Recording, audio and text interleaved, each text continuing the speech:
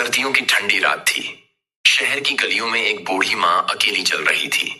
वह बहुत थकी हुई थी। उसके पैरों में चप्पलें भी घिस चुकी थीं। उसकी आंखों में चिंता थी, लेकिन चेहरे पर एक गहरी शांति भी। रात के अंधेरे में एक लड़का बाइक से गुजर रहा था। उसने देखा कि बूढ़ी माँ कांप रही थी।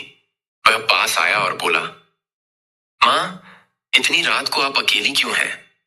माँ ने आह भरी और कहा, बेटा, मैं दवाई लेने निकली थी, लेकिन मेरा पर्स खो गया।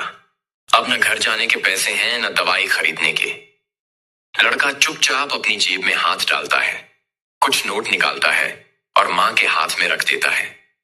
बूढ़ी माँ की आंखों में आंसू आ गए।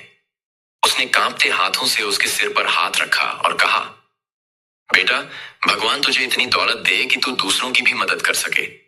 लड़के ने मुस्कुराते हुए कहा, माँ, आपकी दुआ से ही मैं कुछ बनूंगा। कुछ साल बाद वही लड़का अब एक बड़ा बिजनेसमैन बन चुका था। एक दिन उसकी कंपनी में बूढ़ी माँ सफाई का काम कर रही थी।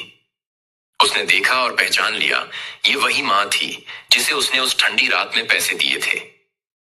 वह दौड़कर माँ के पास गया और कहा, माँ, अब आपको कभी काम करने की जरूरत नहीं। ये कंपनी आपकी भी है।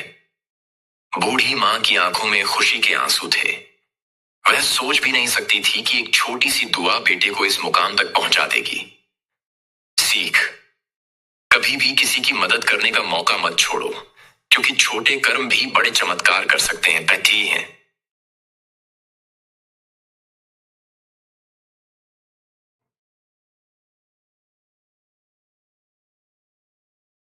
छोटे कर्म भी बड़े चमत्कार कर सकते हैं। कहती हैं।